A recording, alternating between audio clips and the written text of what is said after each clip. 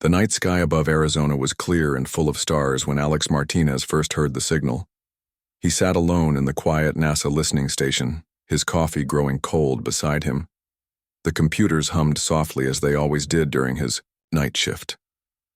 Then something changed. Alex stared at his screen as a pattern emerged from the background noise of space. It repeated every 74 seconds with perfect precision. No natural phenomenon could be so exact. His hands shook as he saved the data and called his supervisor. "Sir, I think you need to see this. Now." Within hours, the station buzzed with activity.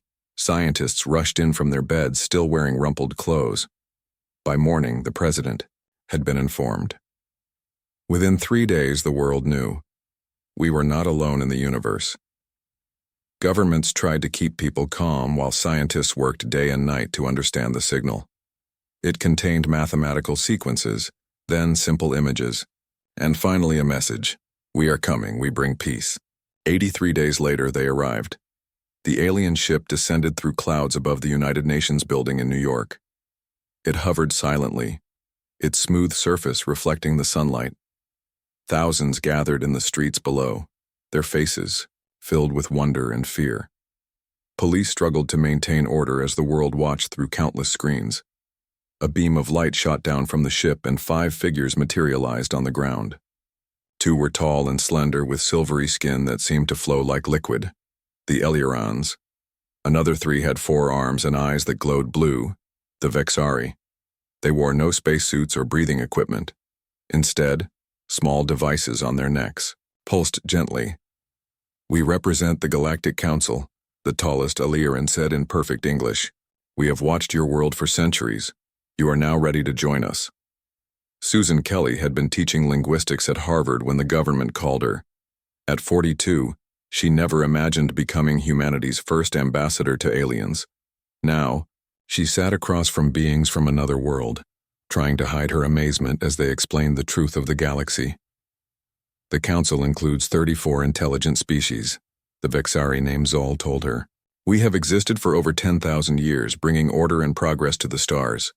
Susan took careful notes. "And you typically invite species only after they develop faster-than-light travel?" "Correct," Zol said. His forearms moved in graceful patterns as he spoke. "But your species shows great promise. We offer sponsorship now before you achieve this technology independently." The offer seemed too good to be true. The Council would share technology that could end disease, hunger, and environmental damage. They would teach humans how to travel between stars. In return, Earth would provide certain resources and follow Council laws. "Why us? Why now?" Susan asked during the 4th day of talks. The aliens exchanged quick glances. "Your species has reached the necessary developmental stage," the Elioran named Tal said. But Susan noticed how quickly she changed the subject. In her private quarters that night, Susan reviewed her notes. The aliens seemed genuinely friendly, but something felt off. They were too eager, too willing to share advanced technology. When she asked about visiting other Council worlds, they always had reasons to delay. Meanwhile, the world's governments argued about the offer. Russia and China pushed for immediate acceptance. The European Union urged caution. The United States was divided. People around the world both celebrated and protested in the streets. "We cannot pass this opportunity," said the Chinese president during an emergency UN meeting. "Think of what we could become with their knowledge." "And what might we lose?" the German chancellor countered. "Our independence? Our identity?" For 6 weeks, debates raged. Susan met daily with the aliens, learning more about the Council and its history. She discovered that some species had apparently left the Council over time, though the aliens never explained why. "Where are the Narvians now?" she asked once, after seeing them mentioned in Council records but never in current meetings. "They chose isolation," Tal said briefly. "It happens." The pressure to decide grew. The public, initially fearful, now largely supported joining. Scientists who had seen glimpses of alien technology described it as beyond miraculous. Doctors spoke of cures for cancer and Alzheimer's. Engineers marveled at clean energy systems that could power cities for centuries. Susan prepared her final report for world leaders. "The Council appears genuine in its offer," she wrote. "The benefits are extraordinary, but their urgency suggests factors they are not sharing. We should proceed, but with caution." On October 12, 2035, humanity made its choice. In an unprecedented show of unity, 174 nations signed the Galactic Council Charter. The remaining countries joined within weeks as they saw the benefits flowing to member nations.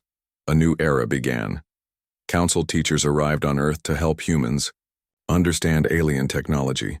The first human scientists left to study at Council facilities in other solar systems. Construction began on Earth's first faster-than-light ship. 5 years later, Susan stood on the observation deck of the newly completed space station orbiting Earth. Below her, the planet looked peaceful. Green was returning to once barren areas.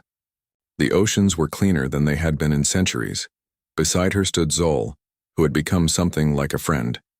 "Your people have adapted quickly," he said, his blue eyes reflecting Earth's glow. "We're eager students," Susan replied. She hesitated, then asked the question that still bothered her after all this time. "Zol, why did the Council really invite us before we were ready?" The alien was quiet for a long moment.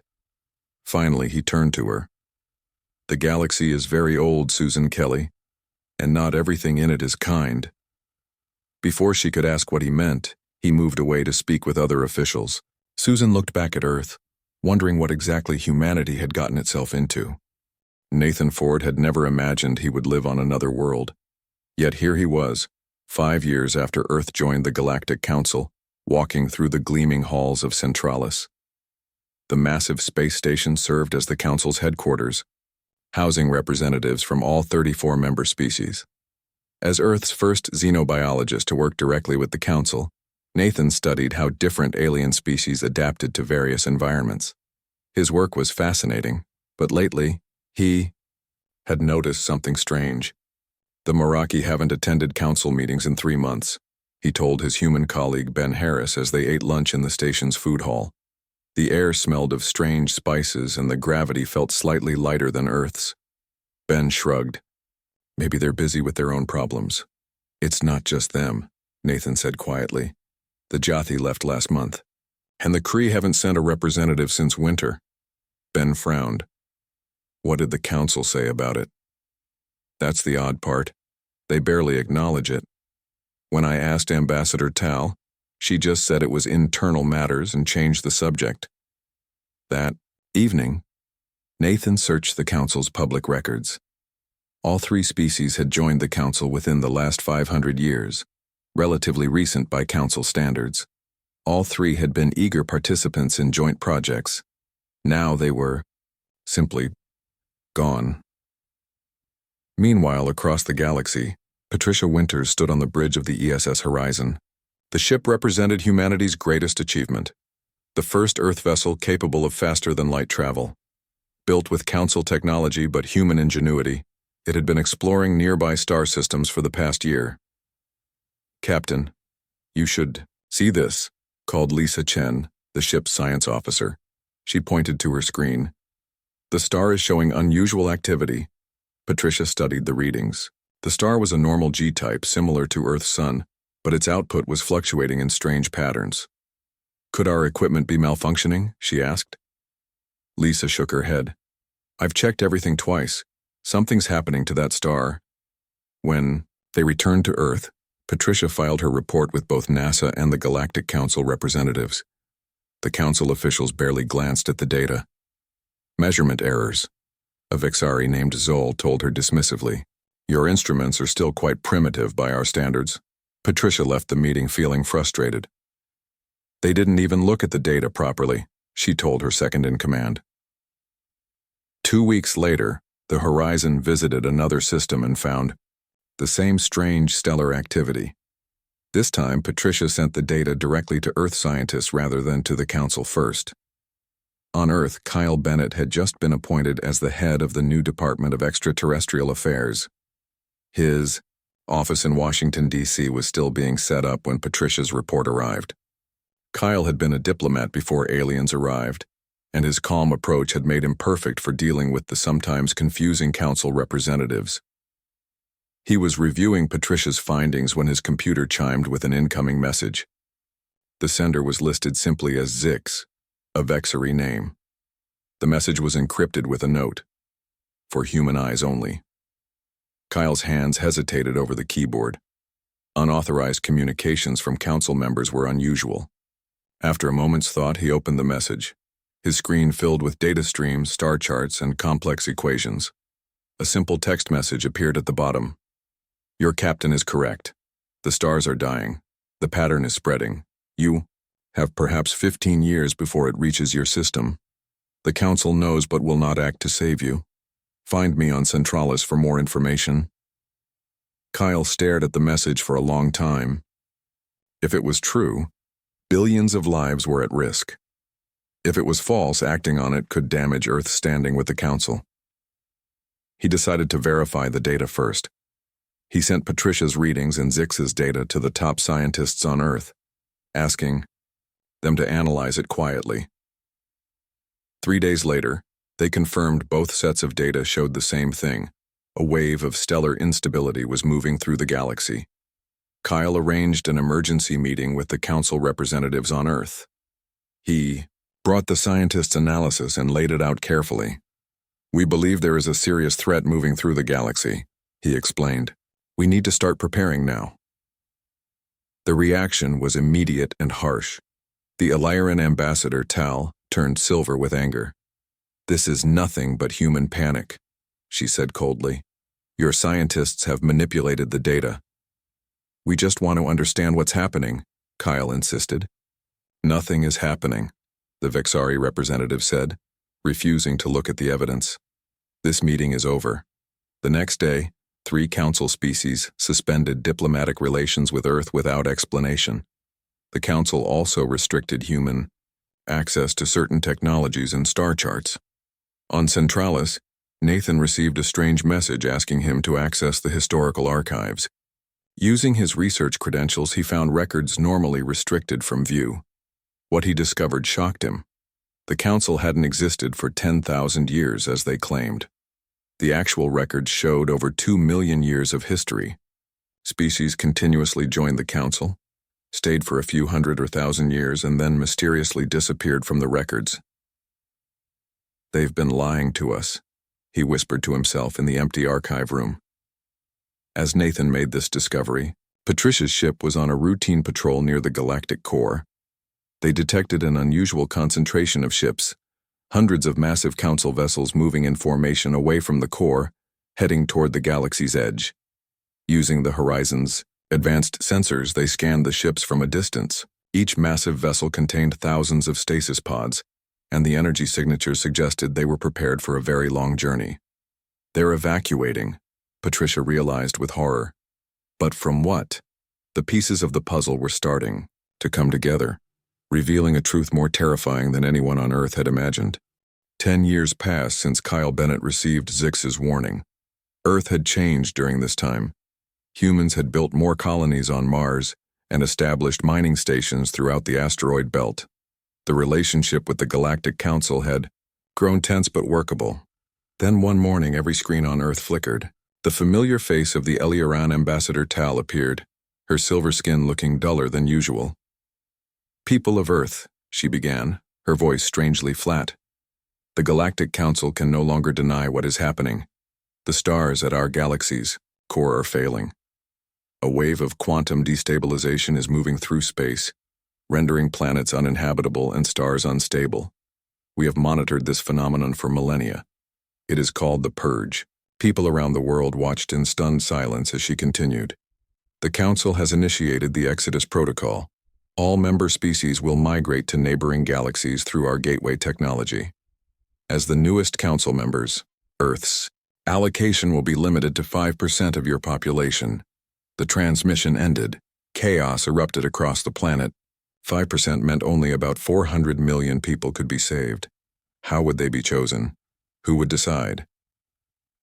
In Washington, D.C., Frank Vaughn, now Secretary General of the United Earth Government, called an emergency meeting. Kyle Bennett sat with Other world leaders around a large table. 5% is not acceptable, Frank said firmly. We need to negotiate for more space. I don't think they're negotiating, Kyle replied. They're already leaving. Reports were coming in from across the galaxy. Council ships were gathering at massive gateway structures that had remained hidden until now. Some species had already departed. On Centralis, Nathan Ford watched aliens rushing to evacuation points. He had stayed to gather as much information as possible. A Vexari approached him in a quiet corridor. You are Nathan Ford, the alien said. I am Zix. Nathan's eyes widened. You're the one who sent the warning to Earth. Zix's forearms moved nervously. The Council is wrong to abandon this galaxy. They have done this before many times. They run instead of looking for solutions. How long have you known about the Purge? Nathan asked. The Council has records of 17 previous cycles, Zix explained. They occur approximately every 150,000 years. The Council simply leaves, waits for the destabilization to pass, then returns to rebuild their power. And the species that aren't saved? Zix's blue eyes dimmed. They are forgotten. Back on Earth, the selection process had begun. The Council demanded lists of humans to be evacuated. Countries fought over their allocations. Rich people tried to buy their way onto the lists. Violence broke out in many cities. Frank Vaughn addressed the United Nations with a radical proposal. We reject the Council's terms, he declared to the stunned assembly. Humanity will not participate in this evacuation. We will find a way to survive here, in our home system. Many nations protested immediately. China and Russia threatened to make their own deals with the Council. But as data from Zix and other sympathetic aliens reached Earth scientists, Frank's position gained support. The destabilization wave wasn't completely random. Different types of stars were affected differently. G-type stars like Earth's sun might be among the most resistant. With the right technology, there might be a chance to weather the storm. Patricia Winters, now Admiral of Earth's small but growing space fleet, returned from a dangerous mission to the galactic core. She had witnessed stars collapsing and planets breaking apart. The devastation was real and heading their way. The destabilization is moving faster than we thought, she reported. We have perhaps 12 years, not 15, before it reaches our system. Despite the grim news, a surprising number of aliens began arriving on Earth. A small faction from various species had defected from the Council's evacuation. The most prominent was Zix, who brought invaluable knowledge about previous purge cycles. Working with Ellie Richardson, a brilliant human physicist, Zix proposed a radical theory. The quantum destabilization affected the fundamental forces that held stars together, but with powerful enough field generators, they might be able to reinforce those forces around the sun. It's never been attempted, Zix admitted to the Emergency Science Council. But your sun is smaller and more stable than many. It has a chance. As the last Council ships prepared to depart, Tal made a final transmission to Earth. Your decision is foolish, she said. The purge cannot be stopped. It has claimed countless civilizations before you. Maybe they all gave up too easily, Frank replied. Humans don't abandon their home. Tal's expression showed something like pity. When we return in 10,000 years, there will be no trace you ever existed. The massive gateways at the edge of the galaxy flared with energy as the last Council ships passed through. Then they went dark, leaving humanity truly alone for the first time since first contact. In the silence that followed, Frank Vaughn stood before the remaining leaders of Earth. We have made our choice, he said simply. Now we fight for our survival. Around the room, people nodded solemnly. The alien defectors, now calling themselves the Remainers, stood with them. Together, they faced a challenge no species had ever overcome. On the screen behind Frank, images from deep space probes showed the approaching wave of destabilization. Stars flickered and died in its path. Planets shattered. It seemed unstoppable. But in a laboratory beneath Geneva, Ellie Richardson and Zix worked on the first prototype of a solar stabilization field generator. It was small, just a model, but when activated it created a perfect quantum bubble that just might, protect their son from the coming storm. "Do you really think this will work?" Ellie asked as they watched the bubble shimmer. Zix's alien face couldn't smile, but his eyes brightened. "The Council has always run from problems, but together perhaps we can solve one." The prototype glowed softly in the darkened lab, a tiny spark of hope against the darkness sweeping toward Earth. 5 years had passed since the Galactic Council abandoned the galaxy. Earth stood alone with its small group of alien allies. The outer planets of the solar system were already feeling the effects of the approaching quantum destabilization. Pluto had broken apart into fragments. Neptune's atmosphere churned with violent storms never seen before. In orbit around Earth, Ellie Richardson stared out the window of Space Station Unity. Construction ships moved around the massive solar array components like busy ants. The first of 12 stabilization arrays was nearly complete. "Will we finish in time?" she asked Zix, who floated beside her in the low gravity. "The math suggests we need at least 8 arrays operational before the wave reaches the sun," the Vexari scientist replied. "But every calculation is based on theory. No one has tried this before." Ellie sighed. Frank Vaughn had died last year, his body worn out from the stress of leading humanity through its darkest hour. The new Secretary General, Olivia Pearson, was just as determined but lacked Frank's natural ability to inspire hope. 7 years, Ellie murmured. "That's all we have left before the wave hits us directly." On Mars, the human colonies were being evacuated. The red planet was already experiencing tremors as the quantum destabilization affected its core. Patricia Winters, now commander of Earth's defense fleet, oversaw the evacuation.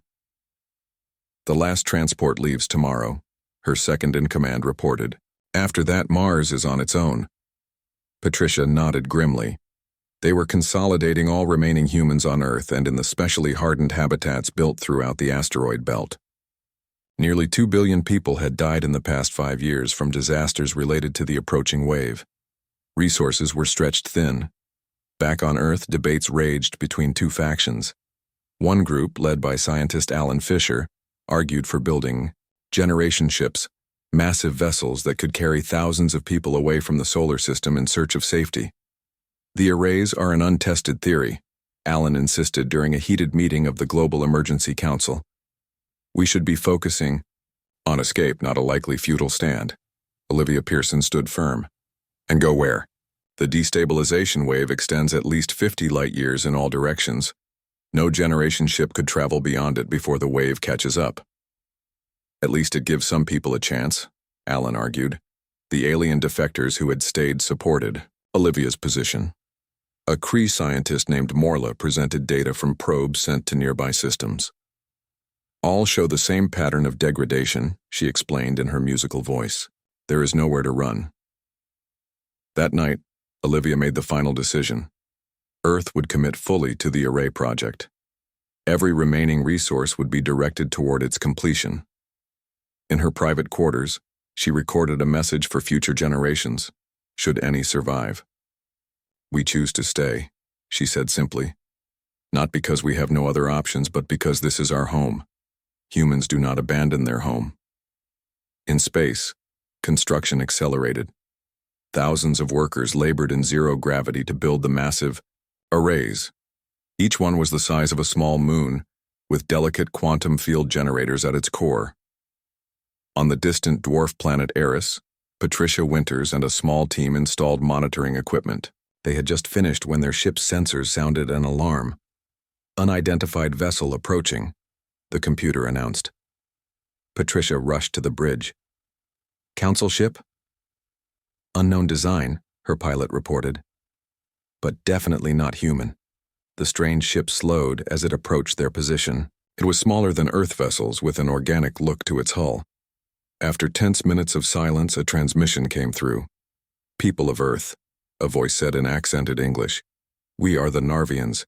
We have come to offer assistance." Patricia could hardly believe it. The Narvians were one of the species that had left the Council before Earth joined. "Where have you been?"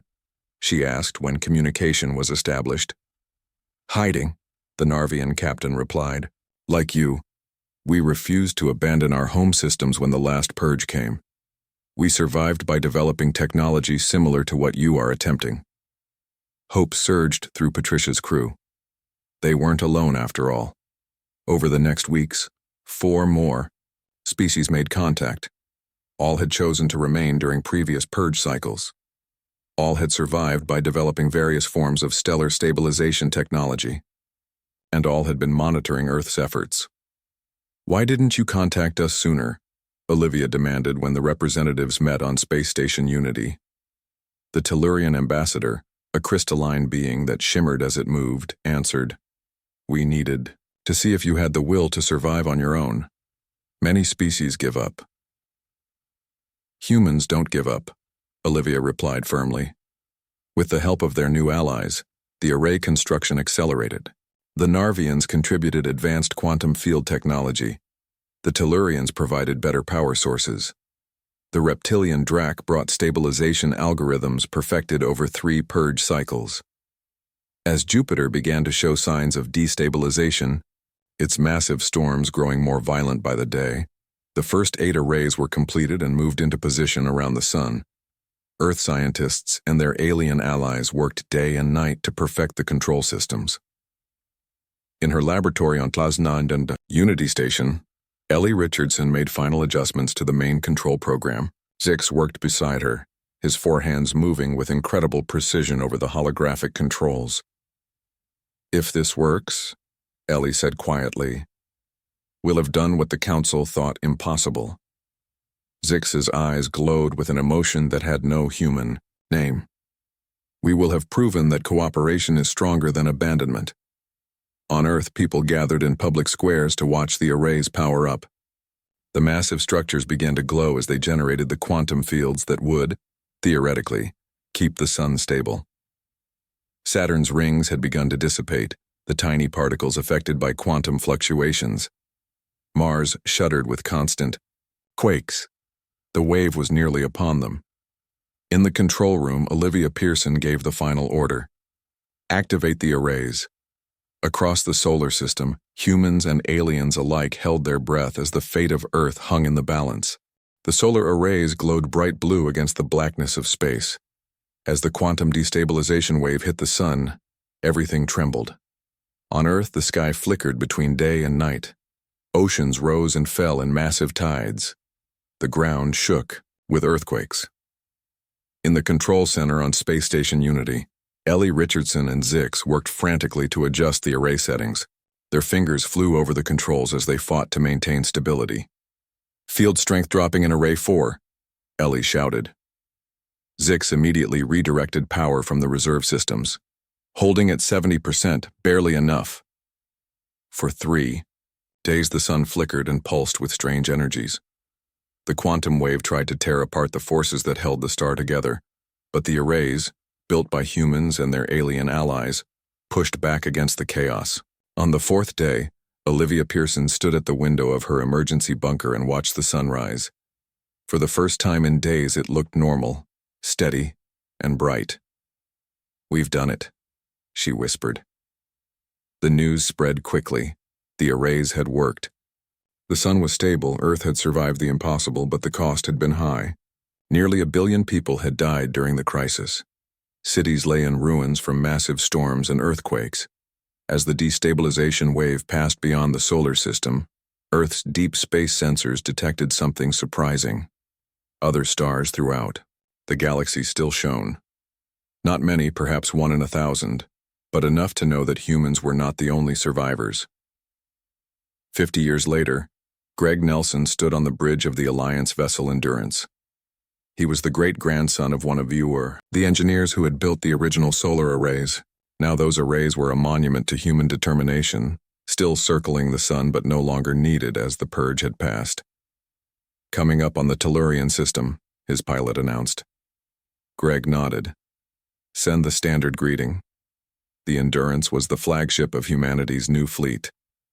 After surviving the purge, humans had not rested.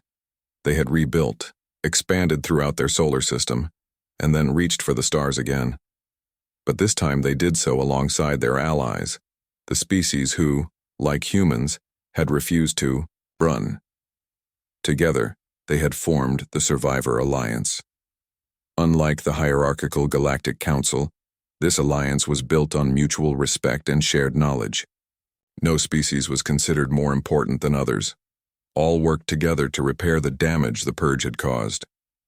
Long-range scans of neighboring galaxies had revealed a disturbing truth. The quantum destabilization was not natural, but the result of ancient technology designed to force species from the galaxy. The Galactic Council had known this, but maintained the cycle rather than fighting against it. "Sir," Greg's communications officer said, "we're receiving a signal from deep space. It matches old Council protocols." Greg smiled slightly. "It's starting already. They're coming back." According to the ancient patterns, the Council would begin returning to the galaxy soon, expecting to find it empty and cleansed. Instead, they would find a thriving civilization of species who had refused to abandon their homes. "Send word to Alliance headquarters," Greg ordered. "Tell them we'll be ready to welcome our old friends home."